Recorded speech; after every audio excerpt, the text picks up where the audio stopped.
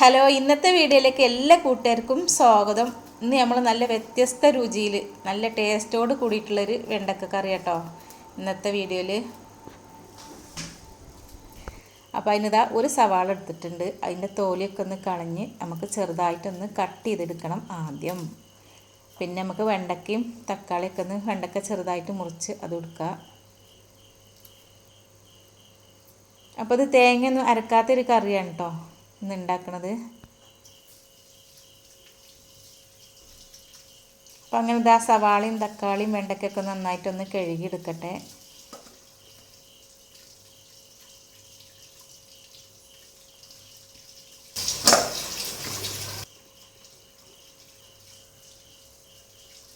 അപ്പോൾ നമ്മളിതിൽ പുളിയൊന്നും ചേർക്കാത്തൊരു കറിയാണ്. തേങ്ങയും പുളിയൊന്നും ചേർക്കണില്ല, അങ്ങനത്തെ ഒരു കറിയാണ് കേട്ടോ. നല്ല ടേസ്റ്റാണ്.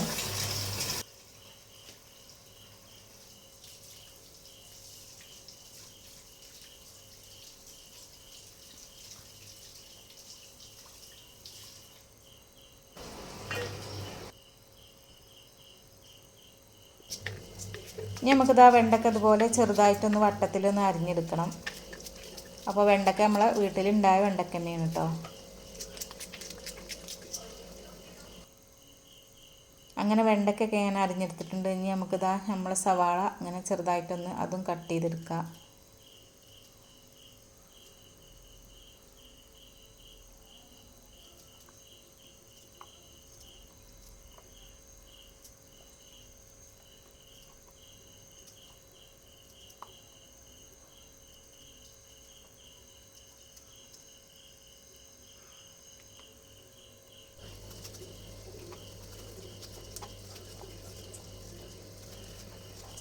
അപ്പോൾ ഇങ്ങനത്തെ ഒരു വെണ്ടക്ക കറി ഉണ്ടെങ്കിൽ വേറൊരു കൂട്ടാനും വേണ്ട കേട്ടോ. നല്ലൊരു കറിയാണിത്. അപ്പോൾ അങ്ങനെ ഇതാ നമ്മളെ കറി ഉണ്ടാക്കാൻ വേണ്ടിയിട്ട് ഇതാ നമ്മളെ പാൻ അടുപ്പത്ത് വെച്ച് കൊടുത്തിട്ട് കുറച്ച് എണ്ണയ്ക്ക് ഒഴിച്ച് കൊടുത്തിട്ട് എണ്ണ ചൂടായി വന്നപ്പോൾ നമ്മൾ വെണ്ടയ്ക്കൊക്കെ ഇട്ട് കൊടുത്തിട്ട് നമുക്ക് നന്നായിട്ടൊന്ന് വാട്ടിയെടുക്കണം വെണ്ടക്ക.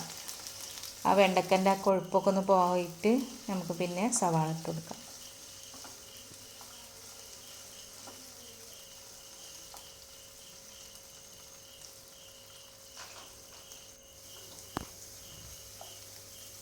അപ്പോൾ അങ്ങനെ വെണ്ടക്ക നന്നായിട്ട് തന്നെ വാടിയിട്ടുണ്ട്. ഇതാ സവാള ഇട്ട് കൊടുക്കുന്നുണ്ട്.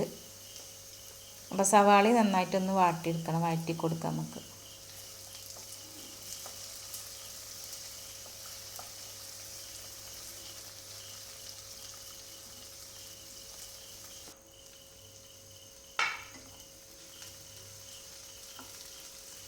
അങ്ങനെ ഇതാ സവാള നന്നായിട്ട് തന്നെ വാടി വന്നതിന് ശേഷം അതാ തക്കാളി മുറിച്ചത് ഇട്ട് കൊടുക്കുന്നുണ്ടോ. 2 തക്കാളി നമ്മൾ മുറിച്ചെടുത്തിട്ടുണ്ടല്ലോ, അത് ഇട്ട് കൊടുത്തിട്ടുണ്ട്. അപ്പോൾ തക്കാളിയും കൂടി ഒന്ന് നന്നായിട്ടൊന്ന് വാടി ഇങ്ങോട്ട് ഉടഞ്ഞ് വരട്ടെ തക്കാളി.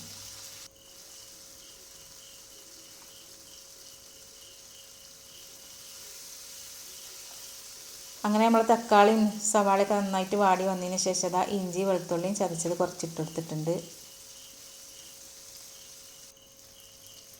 പിന്നെ നമുക്ക് അതിലേക്കുള്ള മസാലപ്പൊടികളൊക്കെ ഒന്ന് ഇട്ട് കൊടുക്കുക. മല്ലിപ്പൊടി, മുളക് പൊടി, മഞ്ഞൾപ്പൊടിയൊക്കെ ഇട്ട് കൊടുക്കുക.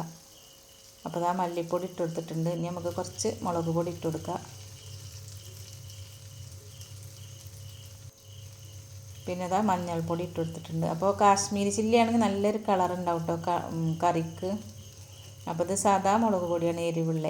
പിന്നെ ഇതാ ഇട്ട് കൊടുത്തിട്ട് പെരിഞ്ജീരകപ്പൊടി കുറച്ച് ഇട്ട് കൊടുത്തിട്ടുണ്ട്. പിന്നെ കുറച്ച് കറിവേപ്പില ഇട്ട് കൊടുത്തിട്ട് നമുക്ക് നന്നായിട്ടൊന്ന് ആ പൊടികളെ പച്ചമണക്കൊന്ന് പോണത് വരെ ഒന്ന് നന്നായിട്ടൊന്ന് ഇളക്കി കൊടുക്കുക. അപ്പോൾ തീ കുറച്ചിട്ട് തന്നെ, പൊടികൾ ഇട്ടാൽ പിന്നെ തീ കുറച്ചിട്ട് ഇളക്കി കൊടുക്കണം കേട്ടോ. അതിന് ശേഷം അതാ കുറച്ച് ഉപ്പും കൂടി ഇട്ട് കൊടുത്തിട്ടുണ്ട്. ഉപ്പും കൂടി ഇട്ട് കൊടുത്തിട്ട് ഒന്നാണ് മിക്സ് ആക്കിയിട്ട് നമുക്ക് കറിക്ക് ആവശ്യമായിട്ടുള്ള വെള്ളം കുറച്ച് ഇതിലേക്ക് ഒഴിച്ചു കൊടുക്കാം.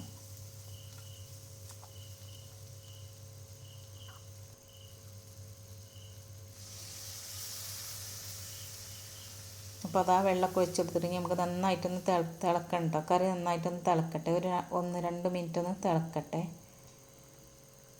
അപ്പോൾ അതാ നമ്മളെ മല്ലിയില ഇല്ലാത്തതുകൊണ്ട് നമ്മൾ ഇതാണ് കേട്ടോ, ഈ മല്ലിയിലയാണ് ഇട്ട് കൊടുക്കുന്നത്.